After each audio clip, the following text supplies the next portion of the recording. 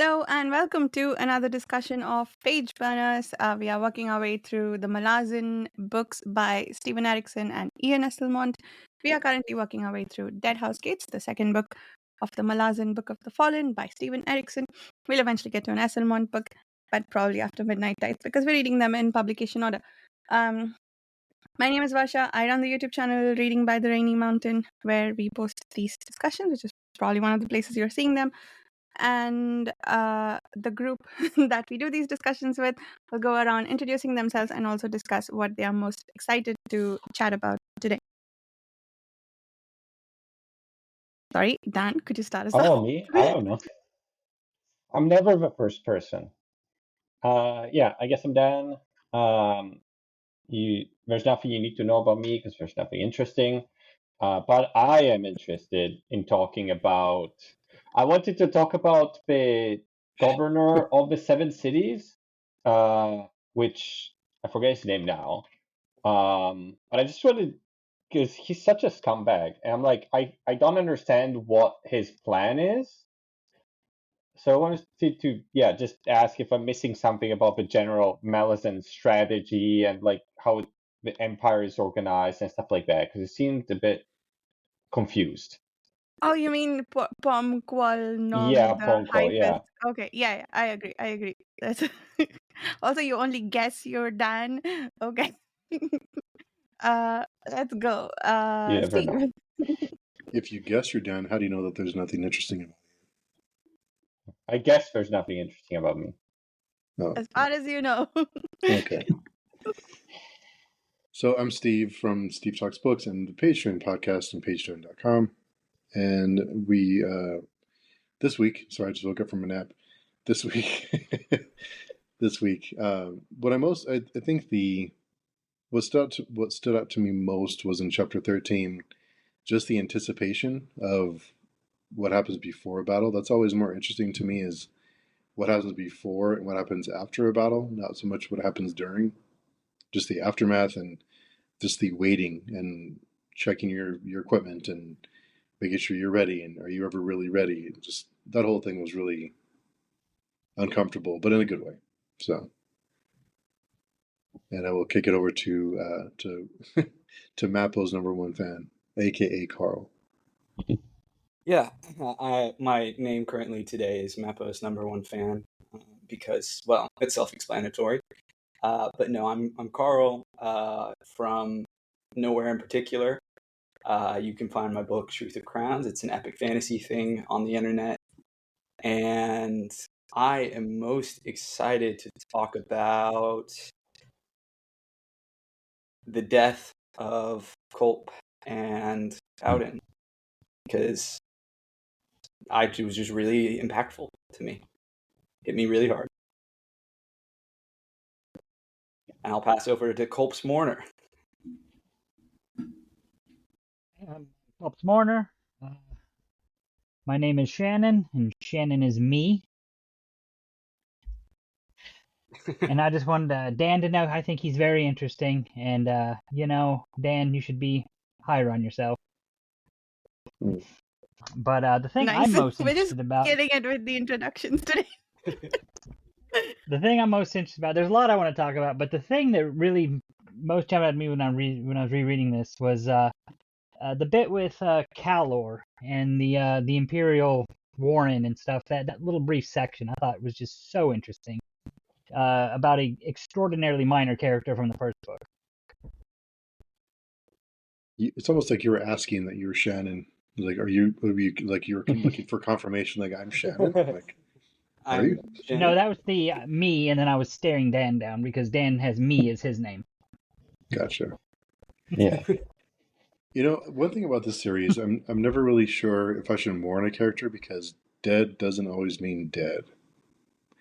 So I'm kind of conflicted because people die, but it's like You should, because they never come back as the way they were before. So you should at least mourn who they were before they died.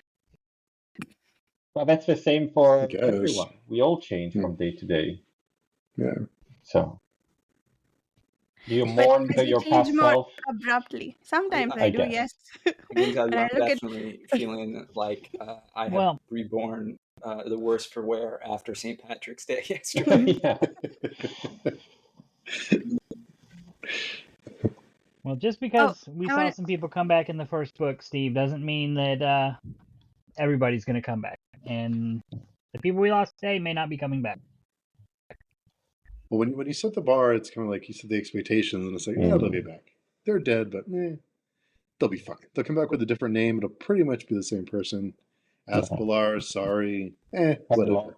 You know, Right. they'll Hairlock Yep. lives, aka hashtag Hairlock lives. Yeah, they'll be back. Hashtag Hairlock lives. that's a character we'll never mourn. Well, not just because he was an ass. What is dead may never die. Yeah. Oh, wait, was Calor in the first book? I don't remember him. He We'll, was. we'll talk about He him. was. He was in exactly one scene. Oh, was he? Okay. I must have missed it. It's definitely a blink and you'll miss it moment. He has a conversation with Caladan Brood. Mm-hmm. Well, technically Maybe. he was mentioned in an epigraph, I think. Like his name was dropped, and then you saw him, Yeah, and he maybe had two Okay. sentences. I remember the epigraph. I remember. I don't know because he is one of my favorite characters. I really like him, the character. So Nice. maybe I just missed it. I think I'm most interested to talk about is the reveal that Icarium was at least 94,000 years old as of this book. Yeah, I mean, at least is doing a lot of heavy lifting there because he destroyed a whole civilization 94,000 years ago, and presumably he didn't do that as a baby. That's true. And then how long But- do we have any idea of Mappo with him? I mean, I think like if we had any kind of a date, like 3,000 years, something like that, maybe is in my head. I mean, Mappo Oh. speaks in centuries, not millennia. I feel like if he had been around for Oh, maybe More not that than- long. yeah. Yeah, I don't think it's been that terribly long. I mean, a long time, but I don't know. I'm just curious if anybody caught even an estimate we could have. It's definitely been at least centuries because I do remember there was like some throwaway mention that they've been like walking around together for like hundreds of years. Yeah. Oh, actually, it has to be millennia because in Darujistan, at the end of the last book, they said that Icarium and his Strel companion came along, and I guess they had built that clock for them or made some Yeah. predictions using that clock. And did they mention the year of the apocalypse in Gardens of the Moon? Because apparently that Yeah. comes around once every 1,000 years, and that's why the rebellion maybe got as strong as it did right now. I'll catch that. I'm trying to Did it remember say Mappo whether was there though when he built that clock? not sure, but somebody mentioned that when Icarium had visited Darujistan a millennium, like 1,000 years ago, Mappo was with him.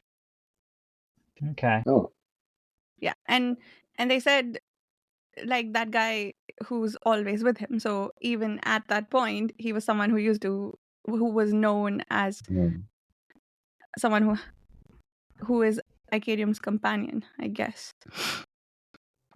Does anyone else find the Nameless Ones like I'm intrigued by them, but I also find them kind of hilarious because they're so overly secretive about everything. Like they're even like we're nameless. Like they don't tell you anything. They're like just like you're gonna do this thing, and by my magic rod, you will do it. And everyone just talks around them. No, there's like no. I don't know. It's just so secretive that it's kind of funny to me. It is just the most extreme secrecy I think I've ever seen, even in like a magic cult. It's crazy. They don't even have names. Like, it's wild. Do we know their race? No. Are they One Trell? of them was described as like a blonde woman, I'm pretty sure. Hmm. So implying they're human, or they look human adjacent. But we don't know I why Mappo's doing what they say, right? I think we Presumably kind of just to do. save. You go, Sorry. Barsha. There was a flashback, right, in some previous chapter where there was some discussion to the effect that you shouldn't let this happen again to any other village. And Yeah. I think we can now guess that maybe Acadium was responsible for the destruction of Mappa's village too, because he also has thoughts about vengeance. Like, what about vengeance? Yeah. And he's still sticking around Acadium. So your question was why he's doing this, Yeah. right? Why he agreed? Yeah, why he's doing it. And I Yeah. guess why him? Why can't the Nameless Ones do it themselves if they have the power? Oh, Why do they need him? that's an interesting question. Was it implied in Mappo's musings in this chapter that they have staves on which like the letters move and apparently are Yeah. driven by some sort of warren, right? Like that's what Mappo tells us now. And in the letters moving, he says like he always wondered what warren that was. And he's like, Mm-hmm. I guess I know now. Is that implied to be Acadium's warren somehow? And like he's powering them in some sense, and so they need him for something that they want? I don't know. Does Ikariam have a warren? I didn't know. I didn't Yeah, know that. I don't know. I didn't think he did, except that seemed, I mean, the direction that thought headed, it's like Mappo knows now, and it Mhm. felt like we are supposed to know too. It's not like something that's hidden from us. Um, and I'm guessing it's, I don't know. I don't It's know. weird. I ain't no shit. Sometimes I'm But like reading it like, am I supposed to know this? Am I stupid? Or maybe I'm supposed to know it later. I don't know. Yeah. later. I would just assume you're supposed to know it later. Yeah, when in doubt, Okay. later. Okay. Do the other rereaders, do you guys have any idea on what Mappo meant with that Warren thing with the staffs? I missed it. Okay. Hmm. Yeah. I'm not Yeah, sure I'm either. curious about that. And there's something else in that passage that reminded me of something that happens in books 9 and 10, but I'll chat about that in the spoiler section on the forum. Yeah. Hmm. I'm I so please tempted do. to read that thread. I have no idea. So you can do that. Honestly, you can do that, and a lot of stuff will pass you by because like there's a bunch You'll of miss language it. that you won't recognize or won't understand. But then that's I used to do that with the Reddit forums, right? And and then one day I was like, I'm not gonna understand. Like some character dies, and they were talking about it. I'm like, I'm not even going to remember his name by the time I get to this book. It's fine. I will look. And then I looked, and it wasn't fine. And then I open another wiki page for something. That character had nothing to do with this character, but I found out who killed that character because the wiki page said this character witnessed that character killing the other character. So Yeah. you can't read the spoiler threads until it spoils something for you. And then Yeah. I thought Steve you had read the books. Just until book 5. Oh, okay. I thought for some Okay. reason until like book 8 or something. No, Okay. no. No, I think Just a reminder. that's Me- you, Dan. Maybe Carl and Parsh, I've read all of them. Yeah. I didn't know yes. Steve had read that far. And then, how far have you read, Dan? Just through book I 3 think same as Steve around. Same as You Steve. read or till 5? Toll the Hounds, right? I Oh, think I remember something about some of the other what was it? Some of the other races of the fake elves and stuff like that. But I don't know which book okay. it is. Is it Memories of Ice? I don't know. We can't really comment on that. We're not there I, yet. Yeah. there's some other books about other things, which Oh, I'm really? sure I'll remember. I have vague images in my mind about some forests and some places, but I'm sure when I read them again, I'll be like, oh yeah, While we're there's some off, ships and cities. I don't know. I'm reminded, Varsha, you're talking about scrolling through like Reddit or the spoiler threads and just like a lot of it going over your head because you don't know like what they're talking about. I basically accidentally did that when we were reading the Second Apocalypse, and it's like that's a series with so many opaque terms that you're just like, when they're throwing names, I had no idea what they're talking about. It was hysterical. In hindsight, I'm sure they were spoiling major in-game things, and I couldn't piece together. The only thing I knew was Kellis, and other than that, I was like, I have no idea what they're talking about. So it's happened. You can do it. It didn't spoil the series for me. Malazan, I think, is also dense with fantasy terminology that I wouldn't recommend it, but you're playing with fire. I'm pretty sure there's also a lot of more characters that are going to come up which we haven't even heard of. Yeah. So there's a lot of spoilers which we're not even, I would read them and like, who's this guy? I don't know.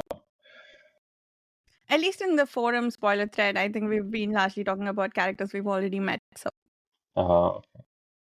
Yeah. Where do we want to start? I guess with Steve's thing, the anticipation before the battle. I was gonna say, yeah, that sounded like I love how the 13. chapter opens with the crazy ass giant Wiccan cattle dog holding the little roach dog in its mouth. That made me sad, but it was also hysterical, especially the noble's reaction being such classic shits, like, and getting humbled. It was just that was beautiful, and to be honest, much more entertaining to read than the battle that followed, which I was largely indifferent to. And Duiker and yes, sorry, go ahead, Shannon. I was gonna say, yes, I love this cattle dog. They didn't tell us its name here, but in like 2 chapters, they're gonna tell you its name is Bent. This is the same catalog we saw a couple chapters ago. It had its face all messed up, or its head all bent in, and he appeared to grab this lapdog and run off with it, and then now he's hanging out with Sormo or something. So yeah, we'll see this dog a little bit more. Definitely keeping an eye out for him now. Steve, do you want to jump in and tell us, this was the thing you most want to talk about? Yeah, just the build up, the waiting around, the kind of preparing for battle. The battle, I mean, I don't know. I've never really been one for battles, but the whole build up before the battle on this one I thought was really well done.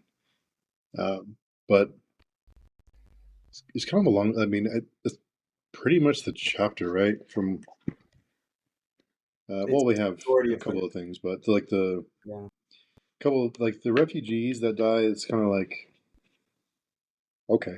I mean, I don't know. I was more attached to Duiker and but these like faceless people dying. It's like, oh, okay, that sucks for them. So I'm not sure if it was supposed to be. It's supposed to be like a big deal, but so many people die, that like these faceless people, that it's like, okay.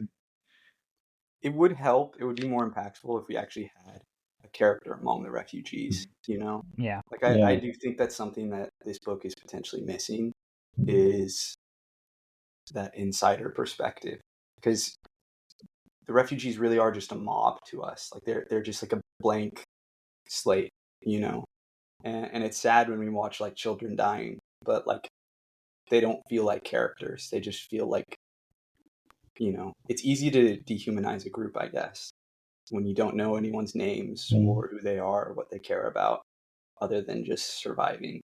Like I'm there with you. It's like, it's one of those things that, like, I'm much more upset when the soldiers start getting like killed or injured than, when the refugees start getting picked off, which, like, in real life, like, I'm sure, I would be upset, but it's just hard with this like fictional refugee group, when we have no connection to them.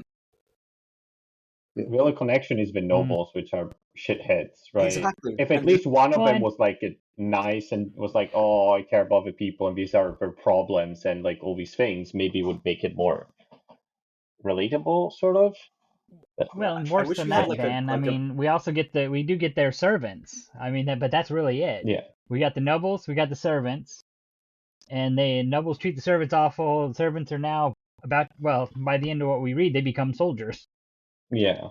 Like it's not like there isn't room for it too, to include like some perspective there, or like to get attached to certain characters, because like Duiker wanders around them, like that's like a big famous thing he does, you know.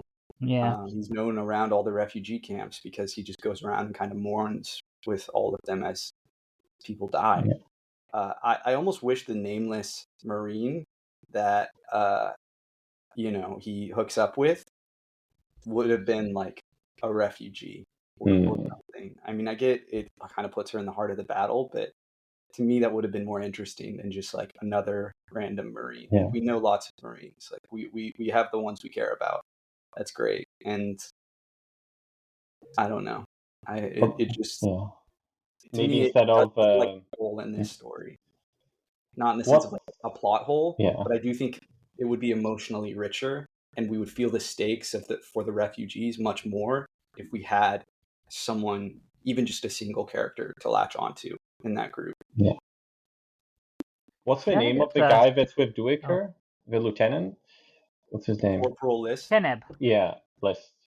Or no, I guess I'm if sorry. instead of List, maybe if he had like a servant following him, carrying his things or other things, maybe that could be like he tells him like what's going on with Yeah. the But I love thing. List I so don't know. much. I do like him. Maybe he could have both, but Yeah. I don't know. I did Yeah, start the to only wonder. Oh, go ahead, Sean. I'm sorry. I just want to throw in real quick. Yeah, the only refugees we ever really hang out with are actually the ones that Kalam saved. Like that's you know, Keneb and his family. Like that's really it. I was gonna say I wish we had a Manala, you know, this really like interesting, you know, I mean I don't think Manala at this point is like the most compelling character, but she is still like, to me, like she's got grit. She's somewhat interesting, you know, like I like how fiery she is, and this attraction she has to Kalam is compelling to me, especially knowing that she's gonna fucking chase after him, which is just insanity. Like, she has lost her mind, but you know, tragedy will do that to people. The fantasy version of chasing after the person you love at the airport. Exactly. Yeah. You know, I did start to wonder why don't we know more about the refugees? Why are these faceless people? So on one hand, I would like to know some of them. On the other hand, do we really need more characters? Because I can't keep up with the ones we have. And okay, on that. So another thing is, I wondered if this was done on purpose to leave them faceless, because if we're looking at it from a soldier's perspective, they can't really worry too much about them. There's only so many things you can prioritize and worry about. The first thing is you need to stay alive, and you need to, you know, kind of follow the plan and keep people around you alive.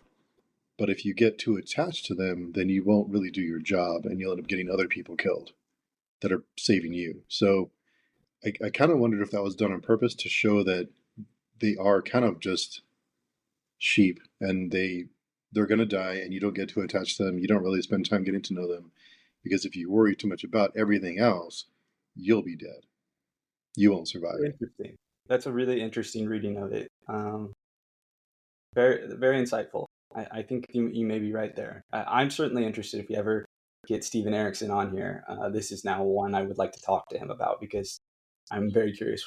I mean, if he even remembers, you know, thought process for this. He's famous for being like, I don't know, I wrote that a decade ago. Like, I don't remember what was going through my head, but because it is, I think, a distinct omission. So, but thank you, Steve. That's a really great reading. What's going on there?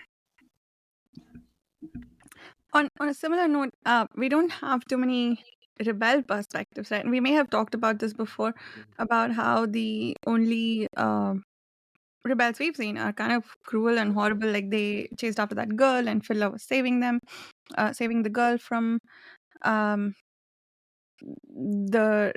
not refugees, the rebels.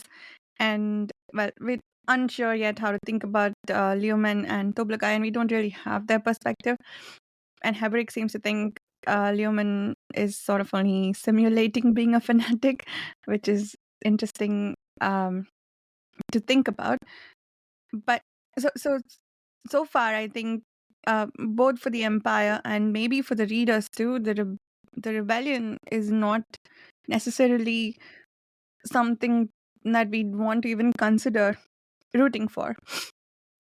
Which which is interesting, right? Like with as many diverse perspectives as we get, I'm kind of surprised thinking about it that we don't have that yet in this book. I don't know if we have any diverse perspectives here. I think we don't That's see true. the. I think it hasn't fanned out yet to that level, to the levels it does in a later in the series. No, I meant like the Well, shapeshifters and divers. Oh, gee. Yeah. Diverse What, we didn't get well, I some was from gonna that say red rat guy? Sorry, Shannon. we now got Felisin in charge of the rebellion, Yeah. so I think we're probably gonna start seeing more of that side. Mm. That's true, but it's still sort of like an outsider getting into the rebellion, right? Like it's not anybody who Okay. started or is leading. Like we I- don't see the sparks that triggered the solve what they. But maybe What are you talking I mean, about? She is the Shaikh Reborn. You're not a true believer, Varsha. maybe if it was someone other than Felisin. Yeah. I would love to see Comist Reloway's perspective, because he's a turncoat, right? Like he started on the Malazan side, and so it's really interesting. Like that's a very interesting character, and I like his mystique, but I do feel like he's less interesting than he could be if we actually saw him, rather Yeah. than being this force in the background. And Well, I it is like that interesting. we're kind of holding off on him Yeah, because we it just is kind of interesting. in these chapters start like, oh, we're about to run into him, and it's like Right. I'm kind of excited now. I'm like, oh, okay. Yeah. I with how many perspectives the series does have, I certainly, like, I understand Steve's trepidation about, like, oh god, even more characters to try to remember. Like, I think there is something to that. The cast can only be so large, but I do miss out on getting more of those rebel perspectives, particularly anyone among them who's maybe more sympathetic. For a series that's exploring, the nuances of disputes and not trying to paint groups as just like all good or all bad, or like showing, the bad actors everywhere. And, certainly some groups may be worse than others, may believe or be doing worse things. But I do wish we got a little more there. Certainly, though, it seems like we are going to increase those perspectives now that Shaikh is reborn in Felisin. Yeah. I do think that what you said, Varsh, is interesting because it is very somewhat black and white, this book, in terms of factions, which is not the same as the first book at all. So it is interesting because it's a deliberate choice to make it that way, because there's nothing redeeming about some of the factions that we've encountered, like the rebels, or I don't know, even the way he's portraying Felisin recently. There's not too many redeeming factors about it. So I wonder why he decided to do this way. I guess. Felisin had, I think, a nice scene towards the end there before, I think it was in chapter 15, when we're confirmed that she's the one who appears, she is the new Shaikh Reborn or whatever. Yeah. That's, they're not convinced yet, but that's kind of the direction things are going, rather than Apsalar, right?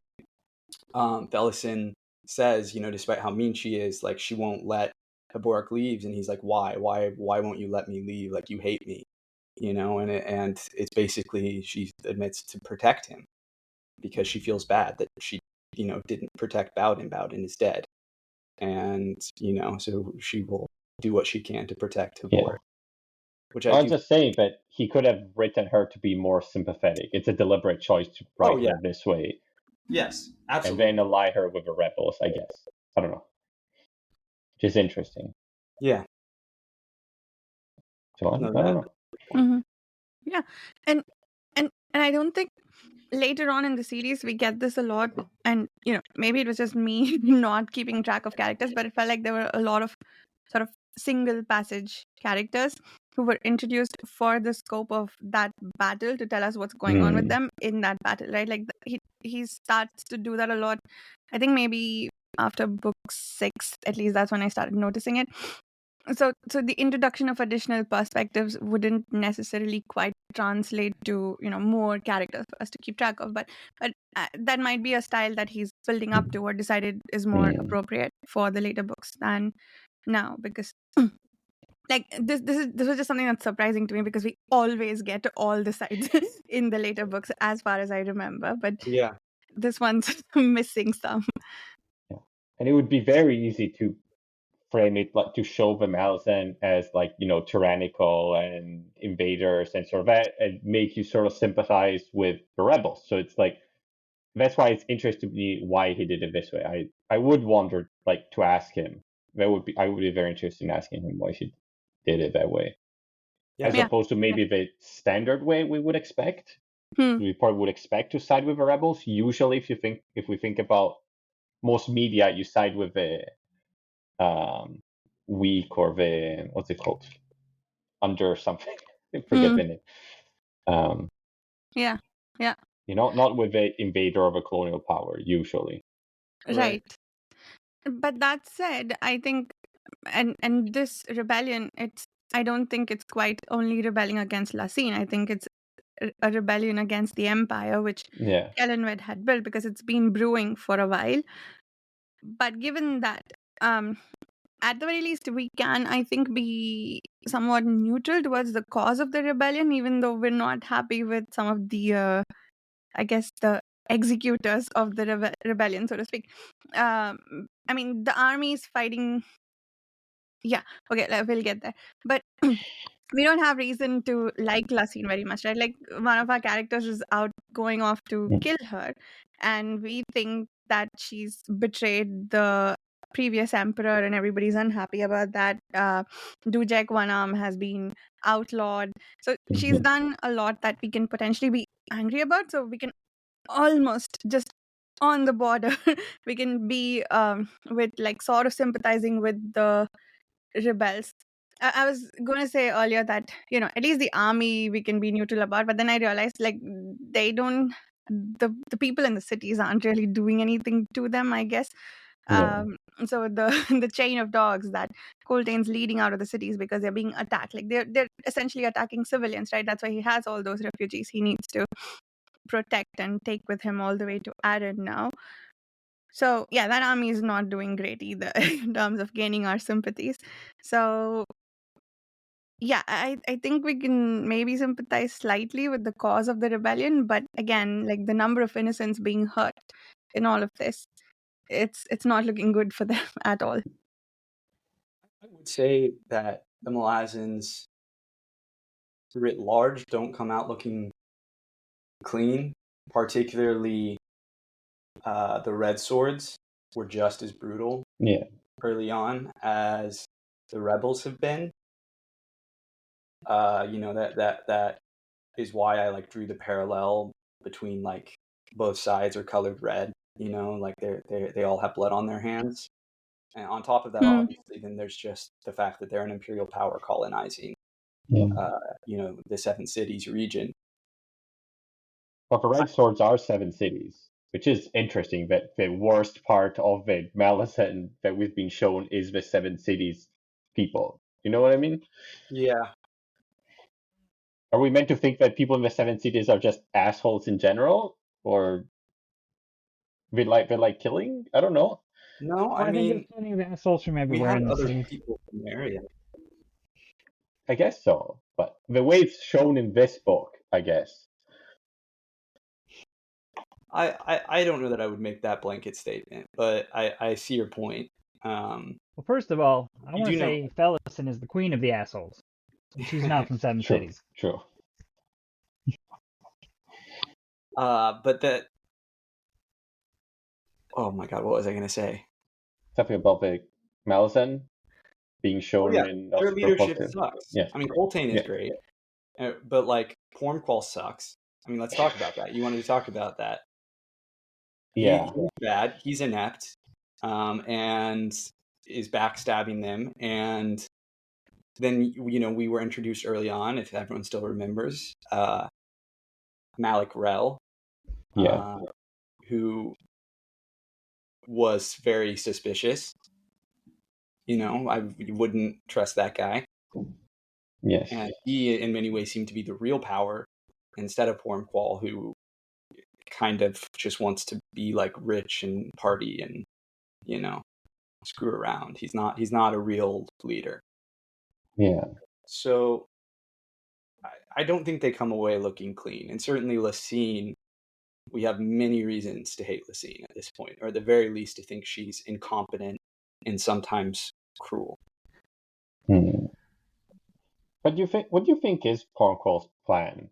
Like, does he really think that Lasine will not do something when she realizes what is going on here?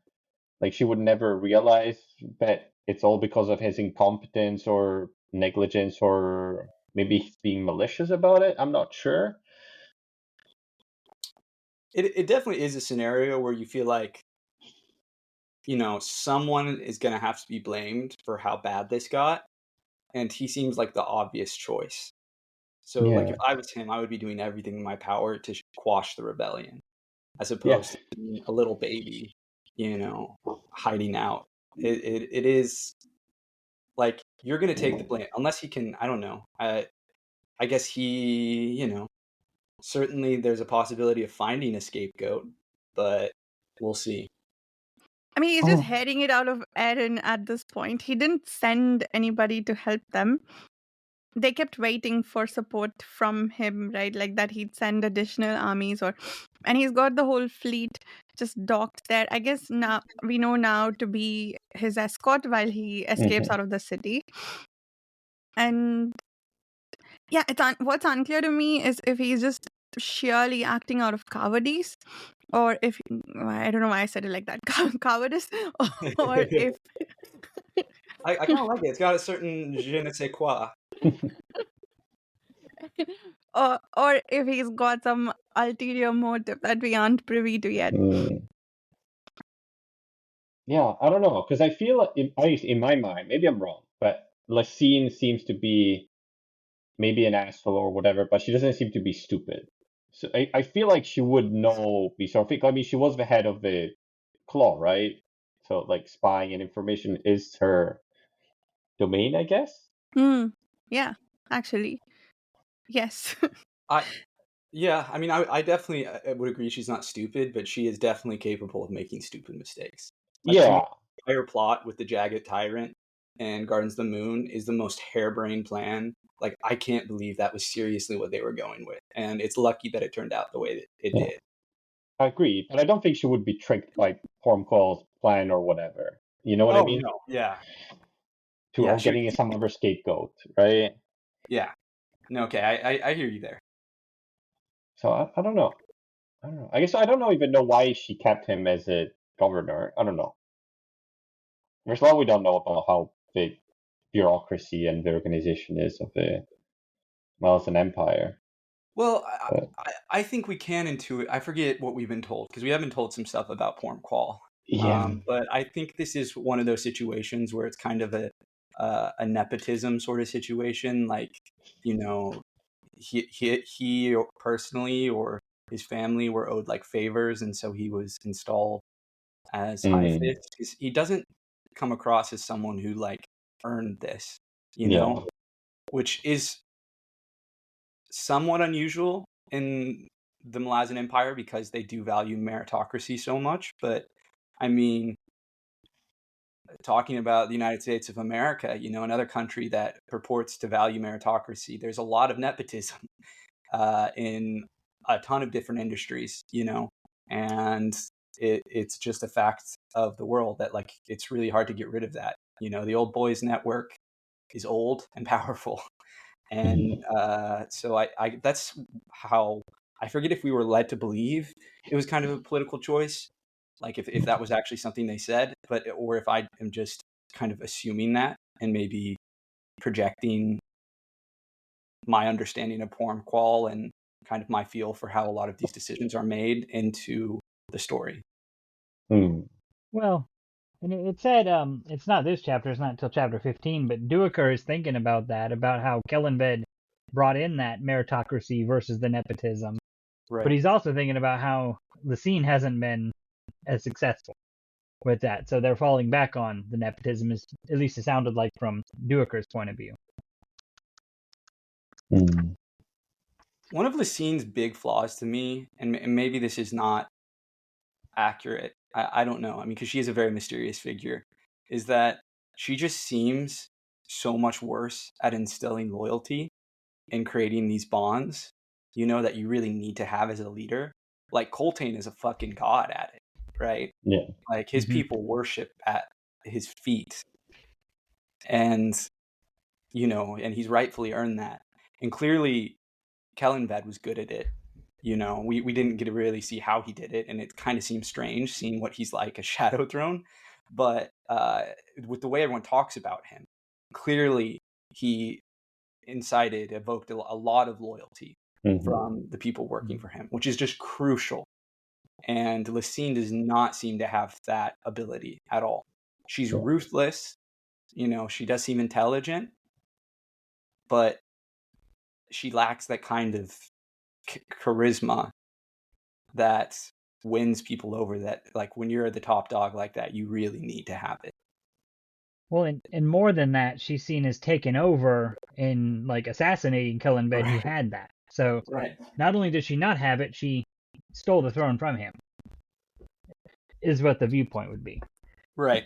But we haven't seen everything behind the scenes. Maybe there was a reason she did what she did. Who knows? Right. We've been told that tower's coming, right? Probably to Aden or somewhere else, because the ship a tower. Tavor, sorry, the Paran. Paran. Tavor, yes. Yes. Yeah. Pardon me, my hearing is shit. My pronunciation was probably shit, but what was I saying? Yeah, the ship that Kalam boards to get to, where is he going? Anta? Ragstopper is was apparently had brought in weapons ahead of Tavor's fleet. So she seems to be here, coming to take control of the situation, somewhat like Lon coming to Bale to take over whatever was happening there, right? Yeah, I mean, that kind of seems to be how the adjuncts work, is they're just like, where are things bad? Go and fix it. This high fist not living up to his job. This high fist is escaping out of cowardice. Cowardice. It almost sounds like that could be a name of one of these characters, Cowardice. Oh yeah, I can see that. Yeah, do we want to talk about Kalam then?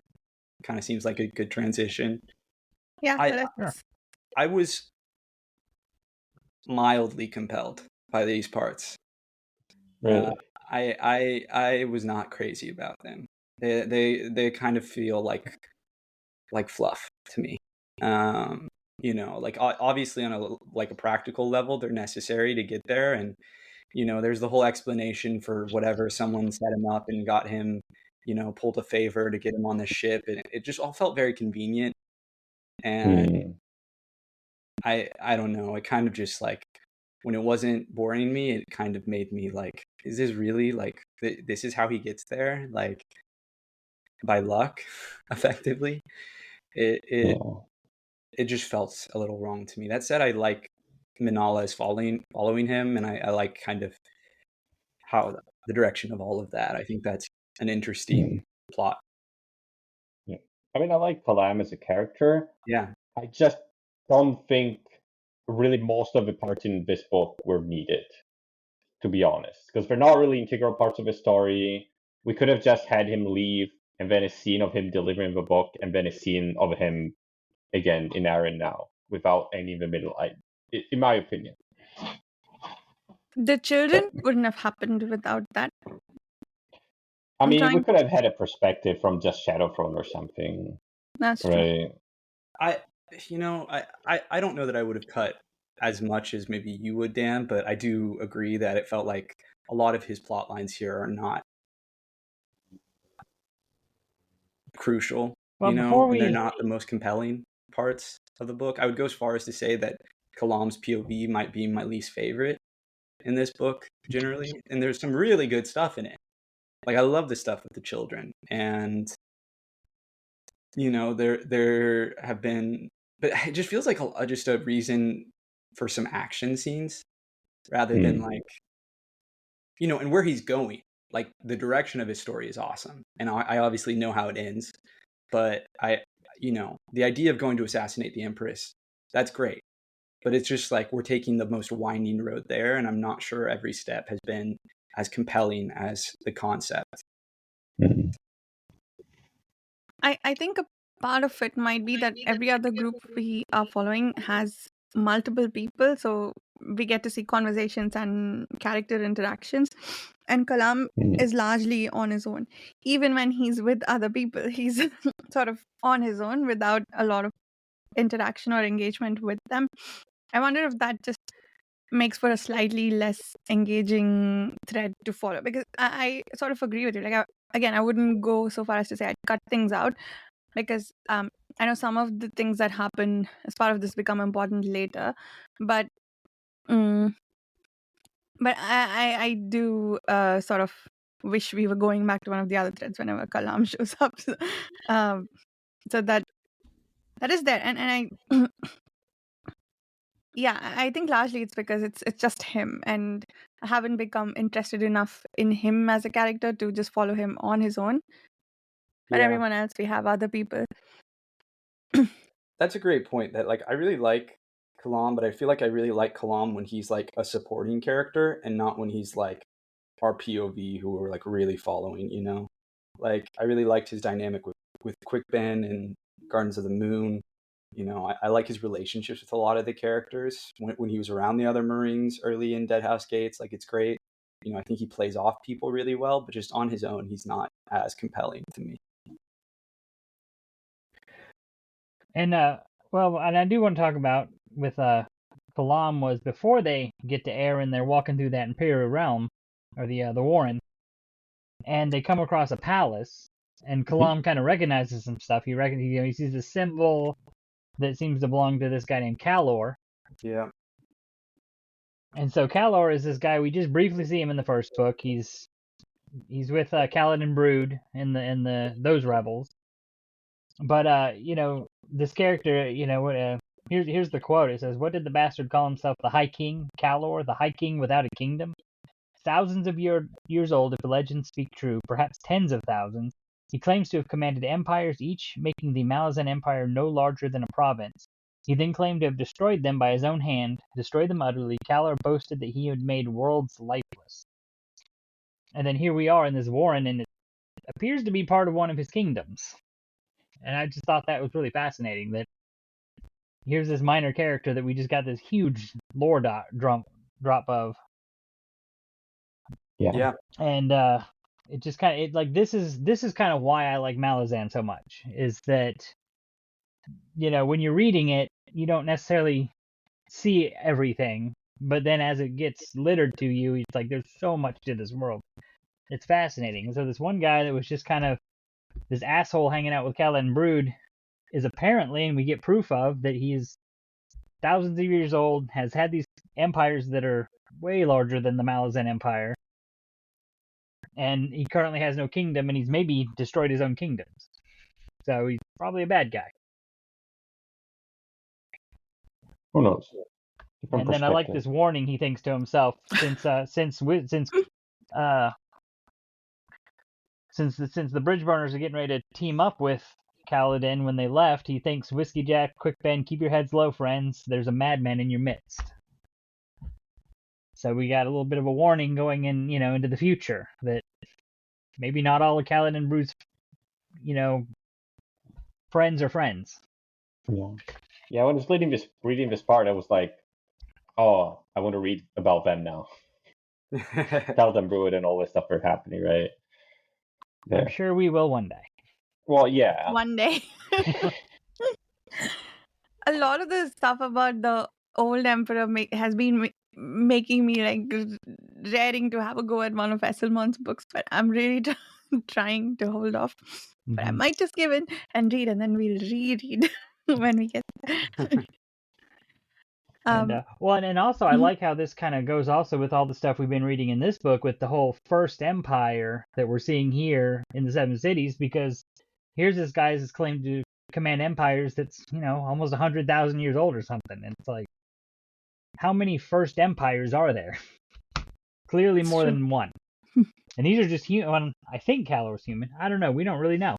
We can just assume he is. Oh yeah. How many first empires are there? We should put that on a T-shirt. Yeah, that's good. Yeah, that was really cool. I think there's a lot of stuff in there that was interesting, and it could just be interesting for the book, but also interesting Mhm. for later. The other interesting lore drop that seems kind of tertiary at this point was about the holds, the Elder holds. We got a lot more info there when they found like a deck, these stone tablets. I actually forget which POV it was. Was that Felisin and Haboric and Culp? It was at the beginning of this chapter, yeah. I think. It's a good No, next transition. chapter, beginning next chapter. Yeah, they so we learned about the beast hold, and we already known about that these elder warrens exist, but And I wanted to bring that up, Carl, because they call that the Antlered Throne when they're talking about the East Hold, or the Beast Hold, which then made me think about that little place with that big battle, like 2 or 3 episodes back we talked about, and they were talking about that war for the Antlered Throne, and so I'm like, how can that have to do with this? Like, that was just a little tiny, one clan of people that broke in half and were fighting each other over the Antlered Throne. And then here's an Antlered Throne that appears to have something to do with this beast hold. that's a And great so catch. I don't know what the connection is, but I mean there has to be something. It's too specific. Yeah. Maybe it's like the first empire where there were multiple antlered thrones, and like this clan created one inspired by the Well, big. maybe they knew of the Antlered Throne, and so they were like, okay, well this is our Antlered Throne. Yeah, I don't know. That's a really interesting connection. I don't know what to make It of just that. it just jumped out to me because I had mentioned it a couple weeks ago. Wait, remind me what the other Antlered Throne was? This tribe of people. So in one of the battles, Oh, when they like summon the earth The first big spirits and battle like we saw. the oh, ghosts that's right. rise up, and they were like fighting over. They fought. These tribes of people fought over the antlered throne. Mm-hmm. Oh yeah. Yeah, I made a joke that it okay. was like some kind of like redneck Iron Throne or something. Hmm. Okay, yeah, that's interesting. But yeah, so I don't know. It just jumped out at me, and I did want to mention the captain of the Rag Stopper. We don't have a name or anything for him, but I just like him. He's pretty likable, and I like that they did mention he's got blue skin, so he's Nippon, which the only other Nippon we know is Lysine. Yeah. And I do think that's interesting to bring up is that this world's got blue skin people, and why? Like, why are there blue skin people? Because I don't think he's the kind of random person to just say, oh, there's people with random skins, unless like there's connections to stuff. So might be something to just put in your head to think about. Why do we got a race of blue skinned people? Didn't we have a whole discussion about blue-skinned people at some point? I feel like we did bring it up. Yes, I we don't discussed remember what we said. potential skin colors for everyone, Yeah. and Carl said purple is the right color, I think. Did I? I do That like sounds like purple. something I I can would kind of say. agree with that, Carl. Anyway, yes, we did chat about that. That must have been right before I joined. Oh yeah, it's possible. But I think you guys were on episode 3 or 4 when I came around.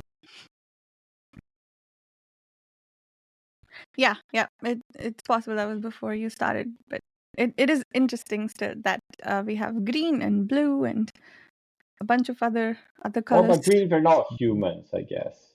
It's true, but are the blue skin people Well, maybe humans? they're humans mixed with something that's also That's true. a different color. The Nippons seem to be human. Yeah. They're Okay, described as human. They just have blue skin. I think I just realized where you were going with that, though, Shannon. So yeah, that's cool. We'll chat about that in the spoiler thread.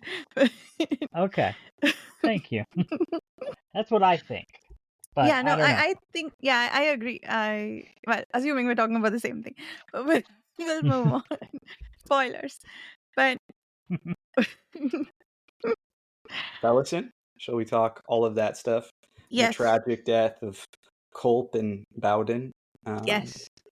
I mean, I had totally forgotten until it was happening that this was how it all went down. With that Yeah. freaking shithead, whatever his name is, Narwhal? Mhm.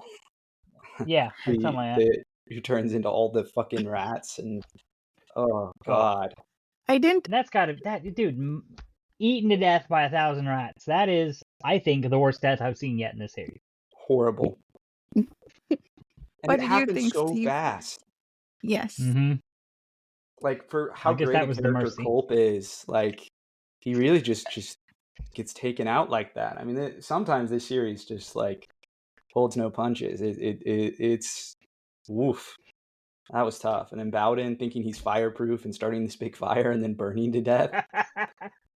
Crazy. Yeah, we were talking about Felison's nice moments earlier, and I think this scene had a few.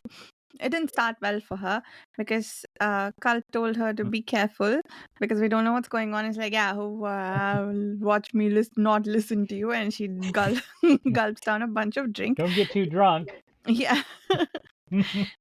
But afterwards, there are several sort of quiet moments for her that again made me feel bad for her, even though she was still sort of lashing out at people. As soon as Culp died and she tells Heberic, well, he should have known. He was the mage. He should have known that something was going on with this guy. So, it's really his fault. He died. And when Heberic says, well, I wish I had the kind of armor you did. And it leads to that whole thing about well, you won't know if I'm bleeding inside the armor, right? Like that's the purpose, to hide the fact that I'm bleeding. And then when Bowden shows up, she takes his head and puts it on her lap and sort of lets him die peacefully. I thought all of that was really touching because again, I think we mentioned this before, right at the very beginning. It's easy to get lost in her lashing out, but I think she's doing a lot of that to still sort of cover her pain in some form. It still makes it really difficult to hang out around her as a character who knows her and as a reader. But there are moments when you're like, maybe I need to give her some more slack. Well, I like that she was still lashing out at Heboric, but the first instant I really liked Felisin was when, Kolpita, said don't get too drunk, blah, blah, blah, and she does it anyway, and then she has this moment of self-realization where she realized she was so drunk she didn't know what had happened to Colt at first. Like for a minute she didn't even know what was happening. And she felt ashamed by that. And I mean, she was still lashing out at Heboric, she wouldn't admit it, but at least there was a part of her that was like realizing, oh, I shouldn't have done that, and he was right. And then she has that moment with Bowden right after that, which is like the first time outwardly she shows any kind of compassion to somebody. That, Felisin was okay this chapter. First time I didn't hate her. Yeah. Like, I found the two lines about armor when Heberic says, God's girl, would that I had your armor, and she says, and should I bleed within it? You see nothing, old man. No one shall see. No one shall know. Like, she doesn't actually say it. It's her internal monologue. And then the last line is in that section is, armor can hide anything until the moment it falls away. Even a child, especially a child. This is immediately after Bowden dies. Telling her, you were not what I expected. And this is not in italics, I'm now noticing, so it's not her thought, it's just a comment. I think it's maybe even the author reminding us that this is still a child. Yeah. Yeah, I thought that was beautifully written. That whole scene just was very impactful to me. I was very upset. The way Culp went out, I was like, Yeah. I didn't remember the rat thing until it happened, but I did remember a horrific rat diverse scene from this book. And as soon as they climbed over that, I was like, oh shit, now's when that happens, isn't it? What did you think, Steve, through all of this stuff we've been talking about? I thought Bowden dying that way was kind of a bummer. I was hoping he would stick around a little bit longer. I thought Nawal was it him who said that I forget who was talking, but they talked about shapeshifters are born, they aren't made. Yeah. So I thought that was pretty interesting. Kind of because I was wondering if it's kind of like learning some kind of magical skill, but it seems like they're born. So I thought that was kind of a big deal. But Culpdime was kind of a surprise too. Oh, there's a lot of characters. There's a lot of characters. This is Yeah. my first time really getting attached to Colt, and I was, so it hit hard. I think on a prior read, it was more of just like, oh, shocking moment, you know? But this time I was like, oh, I felt it. I was definitely more attached to him because I knew how he was going to go out, and I was like, oh man, I kind of like this guy. Sucks he's going to get eaten by a bunch of rats. Yeah, it does so. It does in fact suck. Bowden's death does make me think even more about like why he was doing it. Like for what reason was he? Because he can't at this point. He can't be just money because he's putting himself in so much danger that he died to protect her. So there must be some other reason, right?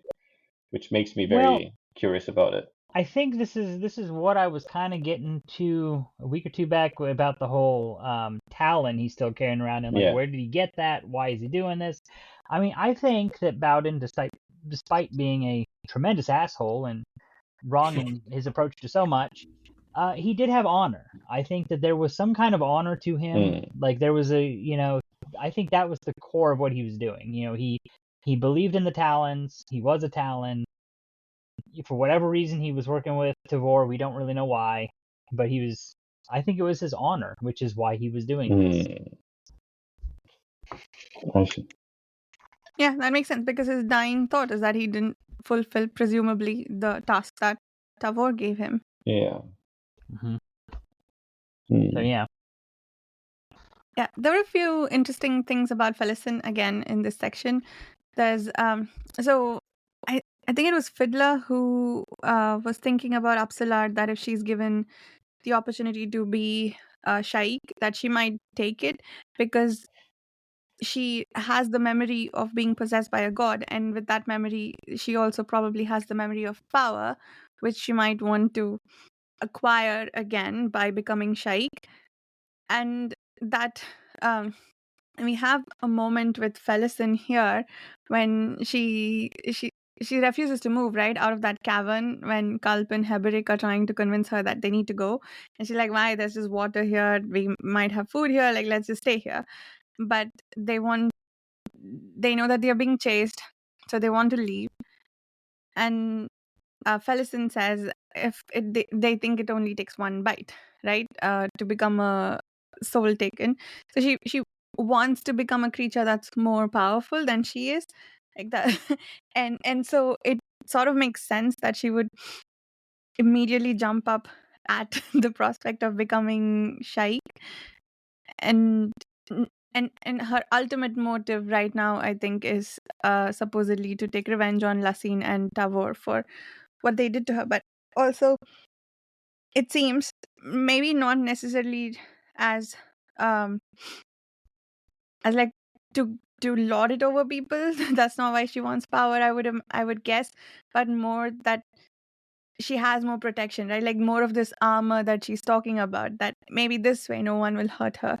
And she talks about how she's not for sale anymore when the diverse guy offers her a life of comfort. But then she starts giving in immediately. So like she seems to be wavering between the two. And yeah, I think she's just such a fascinating character, and all of her behavior and like are explained through her monologues and like the things she says. It's really interesting. It's a great point about her armor and how embracing the power is like she may view it as a way of armoring herself, even though it potentially throws her into even more danger. But I certainly would see why she would think it would help protect her. And certainly it forwards her towards her goals of getting revenge on Tavor. Yeah. I'm very curious to see where that goes. Well, I know where it goes, but I'm curious to get there again. Yeah. What else? So we talked about Kalpan. I think that was your So we topic, get to Carl. the end of chapter 14. I was just curious. So we get to the end of this, and we suddenly jump to Leoman and Toblakai, and this old man and young woman approach and stuff. Was anybody else here completely tricked? Because I was. Like, I read this chapter the first time, and I was like, oh, I don't know who this is. Even though I will say the very last line is she commanded, beware his hands, which now makes me think, oh, how did I know that wasn't Hipporic that she was talking about? Because the other guy just had one weird arm. Like, that's not exactly the same. But I don't know. Maybe I'm obtuse, but I didn't get it until, midway through the next chapter when it was spelled out. Yeah, I was trying to remember when I realized, quote unquote, realized. Is it still realization if you're explicitly told? But I think it Well, was. these books are so dense. Like, you miss the things that are told to Yeah, you, and it's like, that's oh. true. I didn't even know Color was in the first book, for instance. So now I realized that he was in the first book. But yeah, I think I only knew for sure in the following chapter when we have that conversation between Felisin and Leoman. It's definitely written to be ambiguous. I mean, it's definitely written to trick you and make you think, oh, it's Apsalar and her father showing up, because they've been kind of the focus of the Shaik Reborn speculation.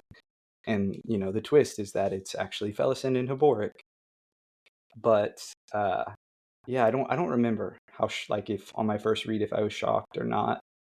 I mean, I think I was surprised overall and really satisfied with how Felisin's plot develops there, like how it suddenly connects, and you're like, oh, I see now how this was all leading to this.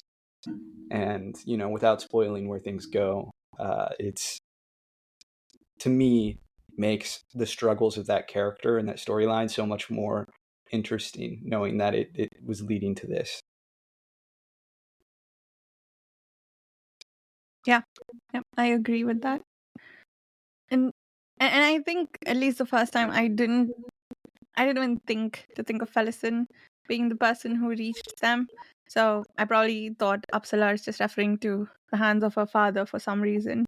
We've been told it was formerly injured. Maybe something more happened to it before. Well, he's missing a hand. That's probably why I didn't think about it either. You're right. Like, Felisin hadn't even been anywhere near this storyline. And all of a sudden, boom, she's right in the middle of it. Yep. We know now, but I think at that time, that was, at least for me, absolutely no reason to even suspect that Felisin would be there. But now that I think of it, all the clues are there. With, I mean, the connecting threads were the ones I said before, with Fiddler and his musings on power, and Felisin wishing she had more power, essentially. But yeah. Sorry, I was going to ask Carl, I think it was your topic, the death of Colt and Bowden. Was there anything else that we haven't covered yet on that subject? No. Cool. Do we then move on to past what a nincompoop and the rest of the group? Yep. Oh man, I love it. Love them walking into a city that Icarium has destroyed 94,000 years ago. It's brutal. Yes. And he's afraid that Mappo's afraid that Icarium's going to wake up and do it all over again. It's the tension here is just exquisite. It really is. I love that moment of realization he has of like utter shock that surely this is wrong. There is no way I was 94,000. I am 94,000 years old. There's absolutely no way. This must be a miscalculation. How many extra zeros has it added? How many extra zeros? Somebody forgot a decimal point. But yeah, and then Pust shows up and Crocus finds him, right? And is like, "Oh, I'm gonna just stand here in manly silence." Oh, I really love his thinking out loud thing. I'm curious, Steve, what do you think of it? Like, do you find Pust funny at all or annoying? Where do you stand on that spectrum? I'm more on the annoying side, but he may grow me like Cup did or Croup, right? Crop, I I don't think. know. Crop. Yeah. Yeah, he hasn't quite won me over just yet. Yeah, I think I've always been more of a Pust fan than Krupp because I just like Pust's like thinking out loud, dissing people thing that he does. Yeah. But It's just so hilarious. ridiculous, you know, like, oh, all these people are idiots. They're gonna fall for my plan. And Yeah. it's just like, does he know what he's? Do you realize you just said that to them? And I mean, maybe. It's in the category of shock them so much they won't even know to ask you questions. They're so baffled by what you're doing. They don't want to engage with Well, you, so I can say whatever I want. hmm And I think he does do that. I think that he is manipulating people because, you know, we find out here that, you know, Apsalar and her father, Relic, I think we find out his name. You know, their whole thing out here was just to complete his fake path of hands, which yeah, he definitely didn't tell them that. He led them to think other things, and he was manipulating Fiddler and everybody, you know, from his monastery or whatever. This was what I was referencing either last section or the section before. That Shadow Throne straight up tells us, like several chapters ago, his plan to manipulate the Path of Hands people and lead them to the wrong place. And then we'll get that again even more explicitly with Plus straight up saying that, yeah, they're going to go to this false gate that leads to a house of the Azath that will eat them up, rather than, you know, the gate that leads to the Antlered Throne.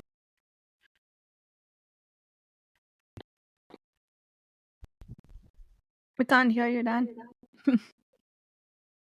But wait, there's a path that leads to the Antlered Throne. I missed the Antlered Throne connection. Can you tell They me again? didn't say that explicitly, but Well, it's that's the essentially, beast hold, the path of hands. yes, Path of Hands leads to the Beast Hold. I see. Yeah. Okay, and they want dominion over all the other soul taken and diverse. So Yes. they want. They'll become the quote unquote god of the diverse and soul taken is what they think. Don't know if that's What true they or not, think, but that right, seems to yeah. be what they're at. Oh, and that's why once again they're fighting over the Antlered Throne. Okay, that connection makes sense again. The humans and beasts thing that you were talking about before, Carl. Dance facts. I wanna know, what do you think of the humor with Pust? I like him. He's a cool guy. Yeah. Yeah, funny guy. You like his manly silence while he thinks out loud at everybody and what he's gonna do. He's a funny guy. What I was wondering was, why does Shadowthrone care about the shapeshifters? Like, what's his benefit from misleading them, I guess? Yeah. There was something about the coincidence of the rebellion and the path of hands, right? That either someone coordinated the rebellion to coincide with the convergence of the path of hands, or the path of hands was triggered to be in the same year as the rebellion. One of those. Yeah. It is interesting. Yeah. Again, I don't have the answer to your question. I'm just pointing out some more. What's what I'm looking for? Plotting that was revealed to us. Cool. Well, not revealed so much Yeah, as like and I would speculated to us.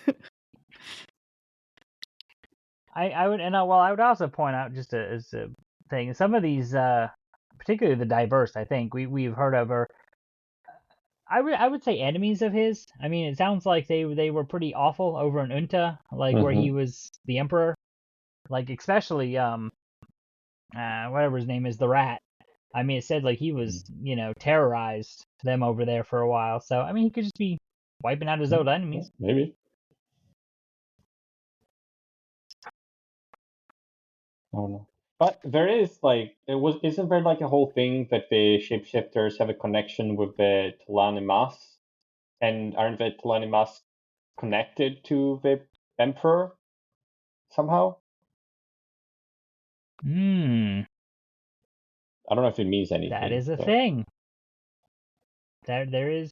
Well, Kellenved was in control of at least what is it, the Logros yeah, Solanamas. I don't know about all of them, but I know that specific clan. Like for whatever reason, over here in Seven Cities, he had control of them, and he used them during his initial taking over the Seven Cities. Yeah, I don't know. Like, but yes, they are definitely involved with Kellenved.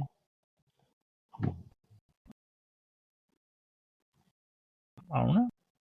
Yeah. And they also talk about the warden, the warrens in Raraku, or one warren that's torn into several pieces, yeah. and one of them leads to the path of hands, right? One of the torn fragments leads to the path of hands. Is that right? Hmm. I guess so. Yeah. Waits like a clenched hand holding down this fragment of realm. Ask the Jag what waits within the realm. Oh, and there's an Azath house also somewhere. That's where Mhm. they're leading them to. Right. Mm-hmm. So I guess they're hoping that all the soul taken and divers will just be captured by the Azath house, right? Because that one blocks powerful things. Right. Oh, speaking of powerful things, that Tobler guy, he just went hunting soul taken, and we don't know yet if he's come back, right?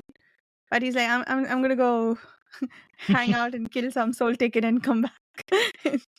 We also learned he's haunted by the spirits of the people he killed.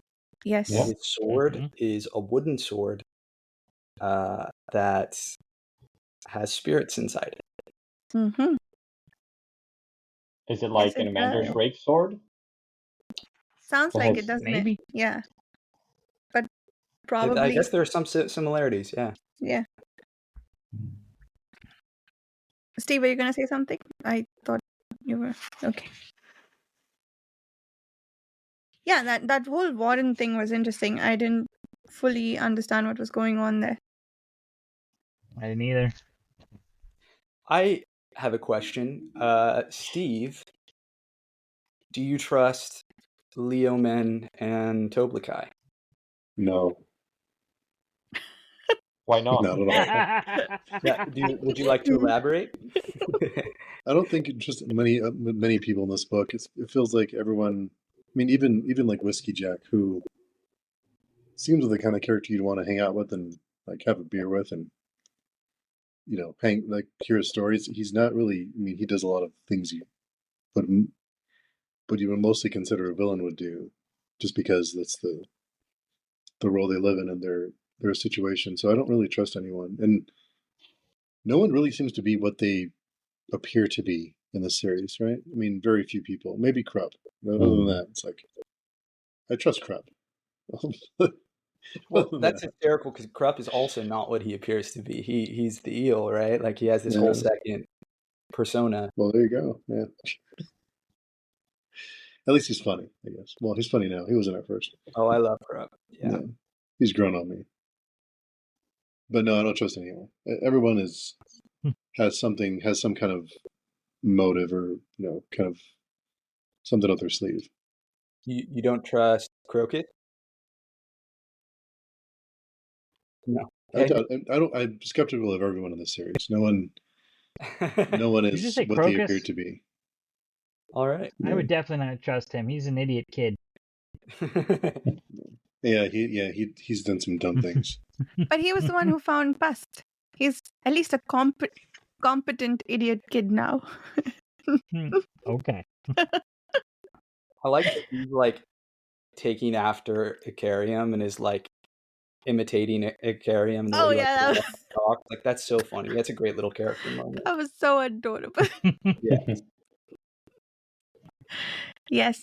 And his like I like when Fiddler tells him, when Crocus is stressing out about what Upsalar will do about Shaik and at her being misled by Pust. And Fiddler tells him, I think it's Fiddler, that it's her decision to make whatever it is. Like basically that you don't have a role in that. I thought that hit Yeah. home. that was really important, I think. Yeah.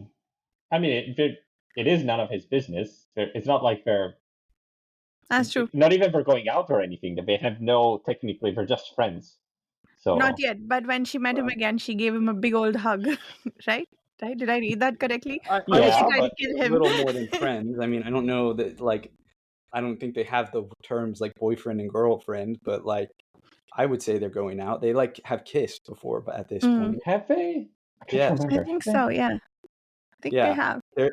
their relationship developed between books. Okay. At the start Maybe of the they're all yeah. over each other. Okay. Maybe like friends with benefits or something. Who knows? So I guess there's nothing officially. I guess is there? Semi-official. I mean, I don't Okay. know. I don't think they've had like a talk about it.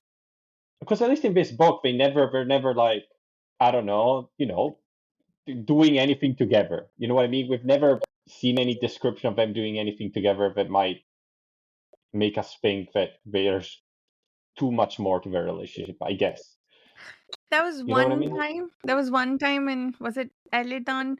Like before the whole group split up, before Kalam went his own way, when someone asks where those two are, and it's like, they're in the garden, like with an eye roll that basically they're off by themselves. Yeah. I guess. I don't know. But Yeah. we're not seeing a POV of Crocus or Absalard. No, we haven't had one at all in this book from either it of is them. strange. We That's don't true. get their perspectives in this book. Yeah. Yeah, we don't know. And I think we have been sort of led to believe that they are a thing now. Although when she ran off at that point, it's like, well, was that true? Did we have it right? But then as soon as they meet now, she gives them a hug. So I think they were sort of together. She could have kissed him, maybe. I don't know. I Hmm. don't know.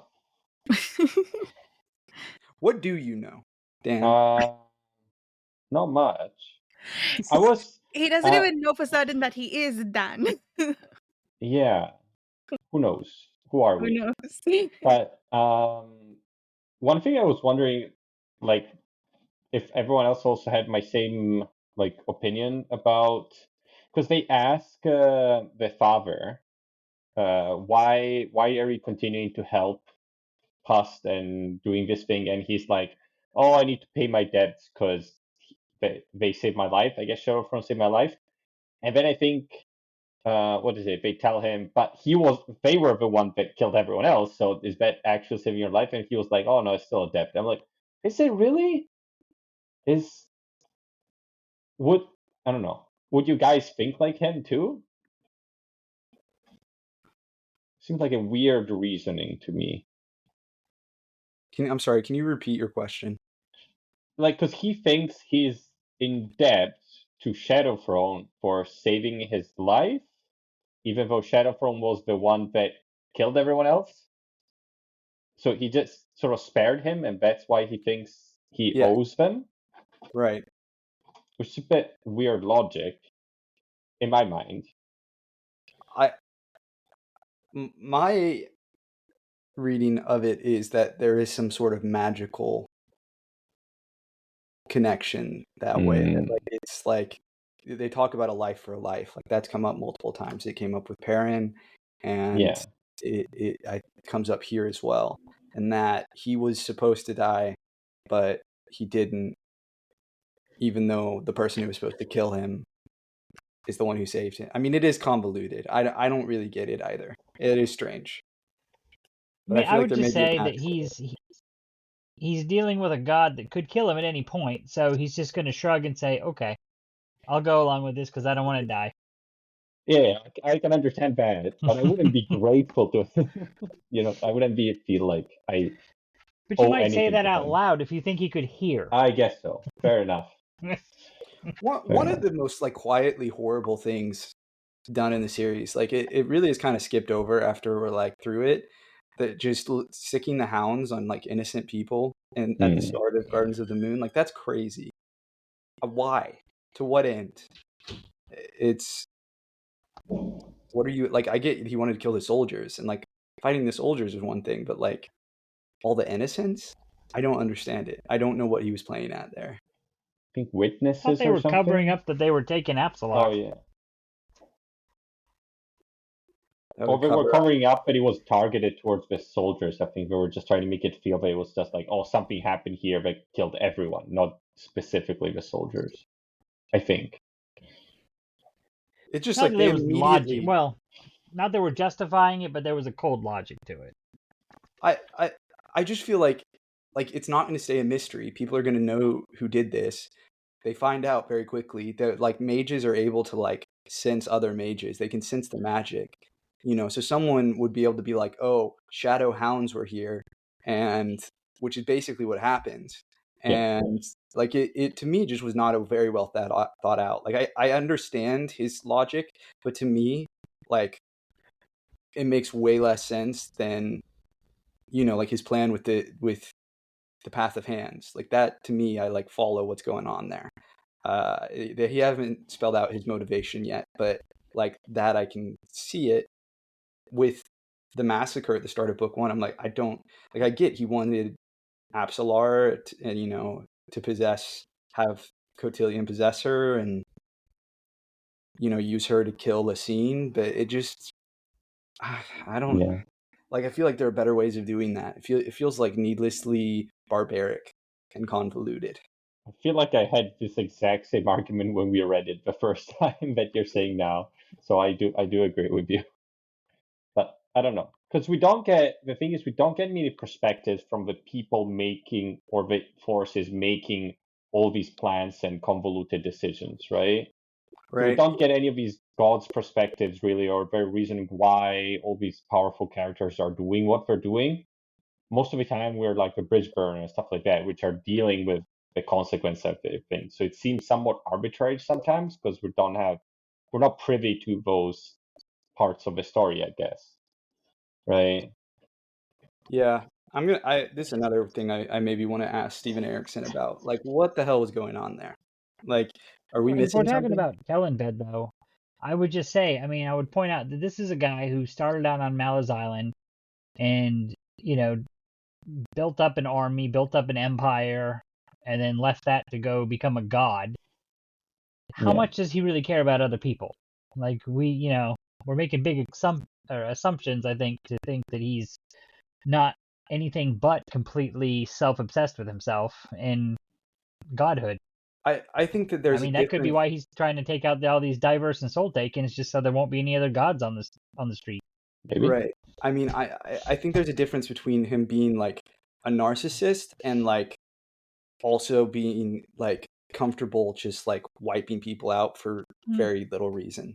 Like He just that doesn't care about him. one to me is even more evil than the other, and so it's like just another level, and I it's one of those things that I just don't get the sense. I don't know. I have the whole book series, you know, confusing my portrait of him in my mind. So it's hard talking about all of that without getting into later spoilers. But it's just I just struggle to wrap my head around what was the point of that, other than hide the fact that you kidnapped and possessed this girl.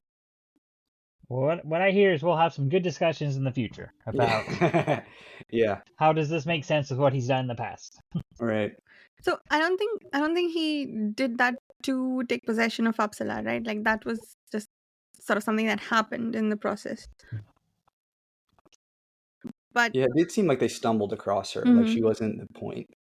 And at the time we didn't know that this was the former emperor letting the hounds loose. So it felt like some god just doing something that he was angry about. But now that we know, yes, in retrospect, it is strange that he would kill his own people, so to speak, to avenge his death from Lysine. Is that what it is? I mean, maybe he was just having a power trip. He's recently turned into a god and was just like all up his godly ass about it. I don't know. Mm. It is strange. Yeah.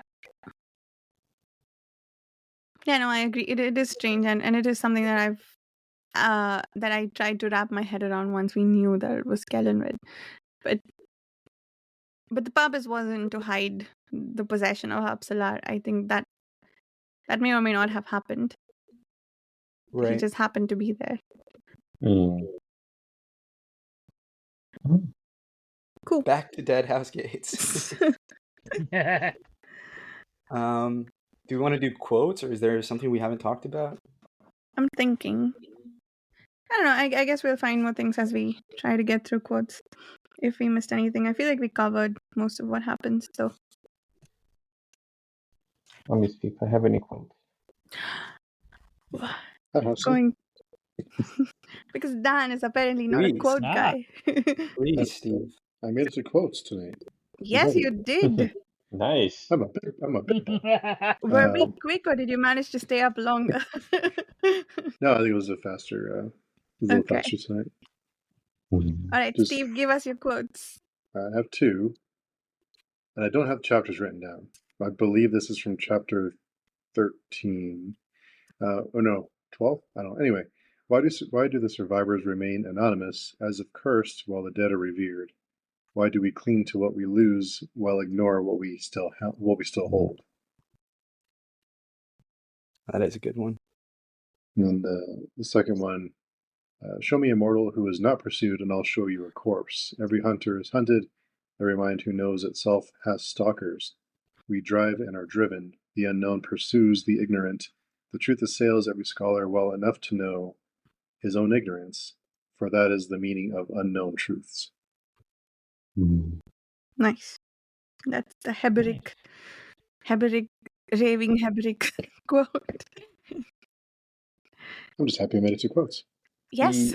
Yeah, happy to have While you. we're in 13, I'll throw out. This was Lull talking to Duiker. He said, "They mock our nobleborn. Did you know that, old man? They've named us the Debral. You know what that translates to? The chain of dogs. Mm. Coltain's chain of dogs. He leads, yet is led. He strains forward, yet is held back. He bears his fangs, yet what nips at his heels is not those he yet is not what nips at his heel those that he is sworn to protect. Ah, there's a profundity of such names, don't you think?" So we get the name of the book and Yeah. what the chain of dogs is. That's really cool. I didn't quite remember that we get an explicit explanation for the chain of dogs, but that's pretty cool. And I think Mhm. I don't remember if Gardens of the Moon did this, but from this book on to several more in the series, the subdivisions in each book, the fourth book is usually the title of the book itself. Like this one's called Deadhouse Right. Gates. The next section, and like I mean, like the book 1, book 2 at the beginning.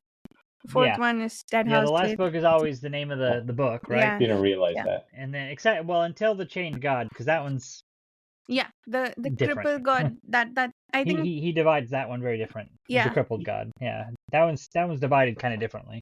and everything I'm not between sure if the last chapter is not. everything between Gardens of the Moon and Crippled God has 4 sections, and those two have more. I think Crippled God has more, but I don't remember. And I don't think Sounds like the final section of 7. Gardens of the Moon was called I don't Gardens of the Moon. Sorry, Shannon. Let's see. Were I'm you gonna gonna start say paying something? attention if we actually get the title in the book, because Gardens of the Moon we did when Hmm, Crocus and that's true. Apsalar were talking about the Gardens of the Moon, and then here's where we get this one. And I don't remember, like, moving forward, if we always get what the title is in the book. I don't know. I'll have to pay Maybe attention. when they enter the Azap, they're going to be like, what is this? Some sort of Deadhouse Gate? Right? Yeah, Hopefully. We can only hope. that's true.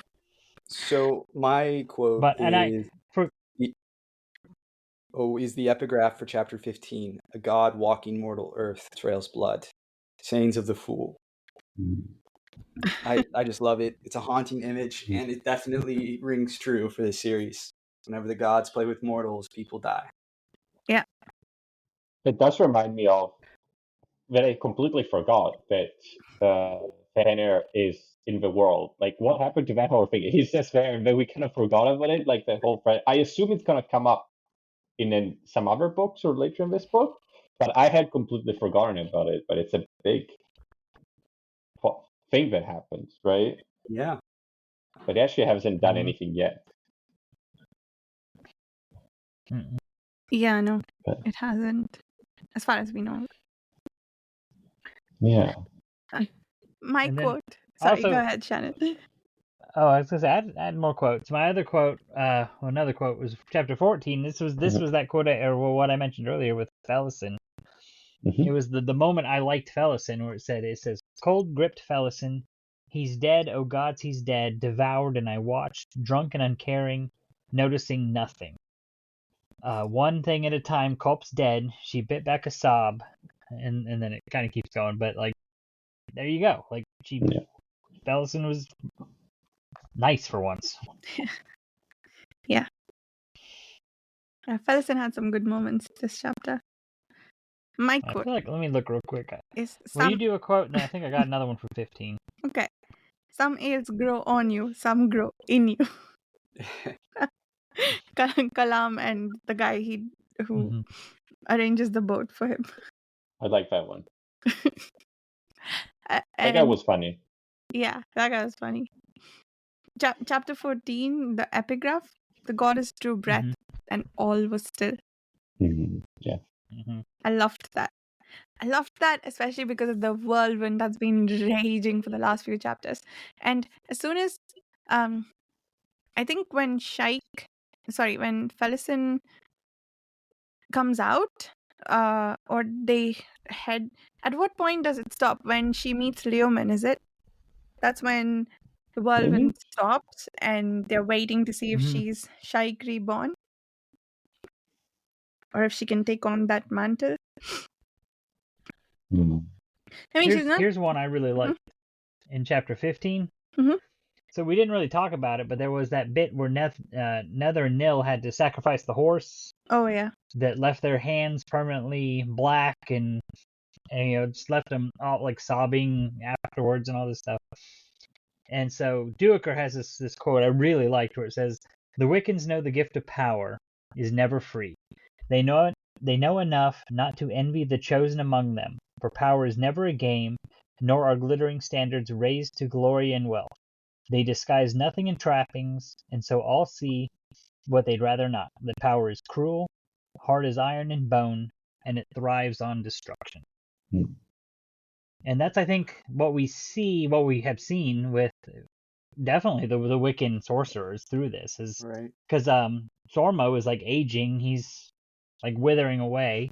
Mm. And not just the Wiccan sorcerers. It talked about the healers in this chapter in 15. It was talking about how the healers are so worn out, their like bones are like just breaking. Like they have healed people to the point that they now have osteoporosis, and like their bones are just breaking, just sitting there. Like all of this power that we see has a consequence, and it's pretty awful. Yeah. My only regret, something bonitis. I don't remember. There's some quote there, but I forget. Yeah. But yeah, that scene when he was saying, "Oh, the guy was lifting like a cup and his arm broke," I was like, "Ugh." It That one. feels Yep. bad. Gives a very Yeah, just strong impression of what's going on, I guess. Yeah. what they're willing to sacrifice to heal other people. Like Yeah. that's wow. I mean, I'm a nurse. I don't know if I would do that for my patients. Be like, man, really? Give up my health and put me in a position where I'm going to die to take care of you? That's a Crazy. thing. Yeah. Yeah. Like when Lal tells I was gonna say Duiker, I am falling into your silences, old man. When when Duiker has his own, like, he's lost in his own thoughts, and Lal is like, yeah, I'm doing that with you now.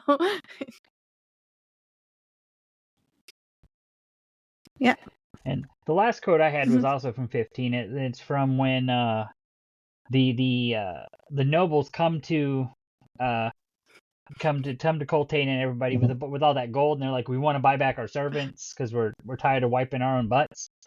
And Coltane refuses them and then takes them into the army. And afterwards, after they join up, I think this is Duiker is having the thought or saying something. He says, the captain. Oh no, I'm sorry, it was Lull. The captain appeared at his side. As servants, Lull said, rumbling, they might have survived, been sold on to other noble families. Now with swords in their hands, they will die.